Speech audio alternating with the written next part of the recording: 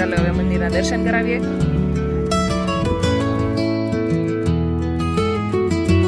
Hello friends, welcome back to my channel. મારું નામ દિવ્યાંશી છે અને તમારું મારી ચેનલમાં સ્વાગત છે.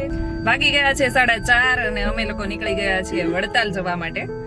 તો સંધ્યા આરતીમાં પહોંચી જઈએ એ રીતે નીકળી ગયા છીએ, એટલે ટાઈમે આરતી પણ થઈ જાય અને દર્શન પણ થઈ જાય ભગવાનના.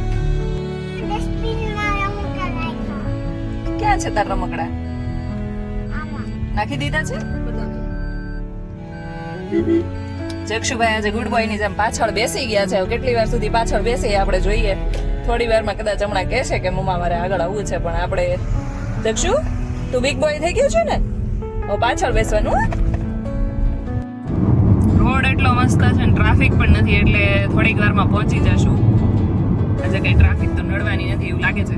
ગઈ વખતે આપણે ક્યારે વૃષભ ગયા હતા તમને ખબર છે? 6 મહિના પહેલા જ્યારે મેં બ્લોગિંગ શરૂ કર્યું હતું ને, ત્યારે કંઈક દિવાળીનો ટાઈમ હતો અને શિક્ષાપત્રી જયંતિ હતી. ત્યારે અમે લોકો ગયા હતા વડતાલ, અને એનો વિડીયો પણ મારી ચેનલ ઉપર છે. શિક્ષાપત્રી જયંતિનો તમે ના જોયો હોય તો એક વખત જોજો. ત્યાં કઈ કઈ પ્રિપેરેશન કરવામાં આવી હતી અને એ બધું મેં બ્લોગમાં કીધું છે. ત્યારે તો હજુ મેં બ્લોગિંગ શરૂ જ કર્યું હતું. મહી નદી ક્રોસ કરીને અમે લોકો નીકળી રહ્યા છીએ વડતાલ તરફ. અને આ નદી પણ મોટી છે નહીં વૃષભ? નહીતર તો આપણે વડોદરાની જ એક નાની હોય એવું લાગે છે. આણંદમાં પહોંચી ગયા છીએ. વડોદરામાં પણ આ રીતે બ્રિજ નીચે આવું બનાવેલું છે કે તમને ખ્યાલ આવી જાય કે વડોદરામાં પહોંચી ગયા છીએ. અને અહીંયાથી જ મંદિરની ધજા દેખાઈ રહી છે. જો મંદિરના ગેટ આગળ આપણે પહોંચી ગયા છીએ, પરંતુ ગાડી પાર્ક કરવા માટે છે ને આપણે થોડું પાછળની સાઈડ જવું પડશે. પરંતુ આગળનો વ્યૂ હું તમને બતાવી દઉં છું. માણકી ઘોડી ઉપર સ્વામિનારાયણ ભગવાન બિરાજમાન છે અને આ મંદિરનો ગેટ છે. આપણે પાછળના ભાગમાં પહોંચી ગયા છીએ અને અહીંયા હવે ગાડી પાર્ક કરી દઈશું અને અહીંયાથી ડાયરેક્ટ મંદિરની અંદર એન્ટ્રી મળી જશે. 5 થયા છે ને અમે લોકો પહોંચી ગયા છીએ મંદિરે. જો અહીંયાથી તમને પાછળ સુવર્ણ શિખર દેખાતો જ હશે. તો ચાલો હવે મંદિરના દર્શન કરાવીએ લક્ષ્મીનારાયણ દેવના. શું કે છે?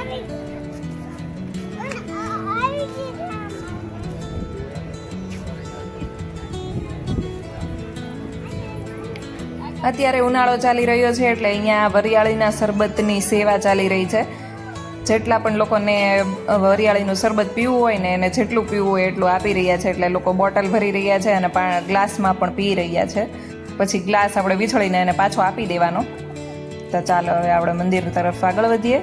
અહીંયા તો જો ઉનાળાના લીધે ફુવારાની પણ વ્યવસ્થા કરવામાં આવી છે કે બહુ ગરમી ના લાગે. થોડી થોડી વારે છે ને આ રીતે ઉપરથી ફુવારા છૂટ્યા કરે છે, એટલે જણ લાગે ને પાણીની, એટલે બહુ ગરમી ના થાય અને બધા લોકો શાંતિથી દર્શન કરી શકે. બાકી તો આપણે છે ને બહુ ગરમી થતી હોય ને તો બધા દોડાદોડી કરીને ફટાફટ દર્શન કરીને નીકળી જાય.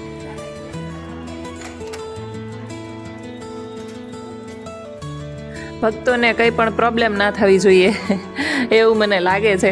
કેમ કે જો અહીંયા ઉપર છે ને ગ્રીન કલરનું નેટ બાંધેલું છે, એટલે તડકો નીચે ના લાગે. અને થોડી થોડી વારે છે ને પાણીના ફુવારા છૂટી રહ્યા છે, એટલે બહુ મસ્ત આમ કુલરમાંથી ઠંડો પવન ના લાગતો હોય એવું લાગે છે.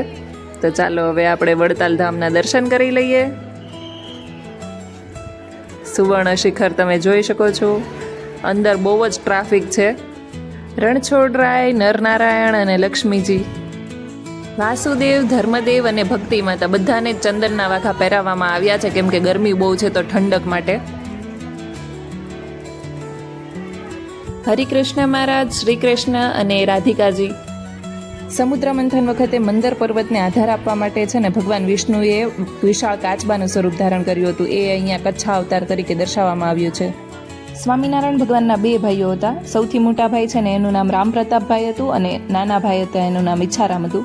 આ રામપ્રતાપભાઈનો બંગલો છે અને ત્યાં બધા જ ભગવાનના દર્શન કરવા માટે આવે છે. અને કંઈ પણ નોમ હોય કે પૂનમ હોય કે ત્યારે અહીંયા છે ને બધા આ રીતે સાથિયા બનાવે છે. આ રીતે કઠોળ અને સાકરના સાથિયા બનાવવાનું પણ કંઈક મહત્ત્વ છે. મને તો બહુ એક્ઝેક્ટ કંઈ ખ્યાલ નથી, પરંતુ તમને કોઈને ખ્યાલ હોય તો કોમેન્ટ કરીને જણાવજો કે પૂનમ અને નોમ કે એ રીતે હોય ત્યારે આવી રીતે સાથિયા બનાવવાનું શું મહત્ત્વ છે. તો અહીંયા બધી બહેનો બનાવી રહી છે સાથિયા. દ્વિતીય શતાબ્દી મહોત્સવ નિમિત્તે 2 અહીંયાથી જાત્રા ઉપડી રહી છે અને વડોદરાની જ લાગે છે મને.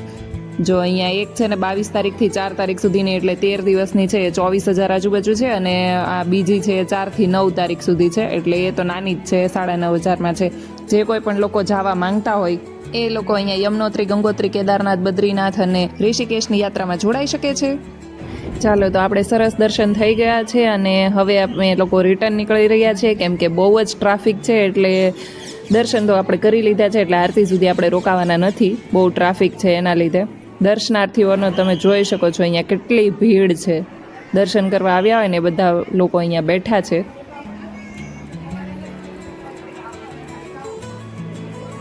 વડતાલ મંદિરમાં છે ને સ્ટોલ નાખેલા હોય છે, બધી ફરાળની આઈટમ અહીંયા મળે છે. તો આપણે દર વખતે 11 ને એ બધે ઉપવાસ રહેતા હોઈએ તો આપણે ફરાળની આઈટમ બધી અહીંયાથી લઈ જવાના છીએ. મોરૈયો ને જે સાબુદાણા ને એ બધું જરૂરિયાતની વસ્તુ હોય એ.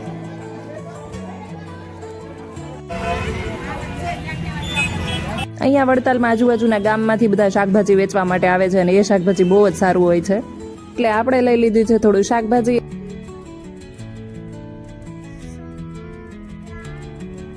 વડતાલ દર્શન કરીને અમે લોકો હવે જઈ રહ્યા છીએ નડિયાદ.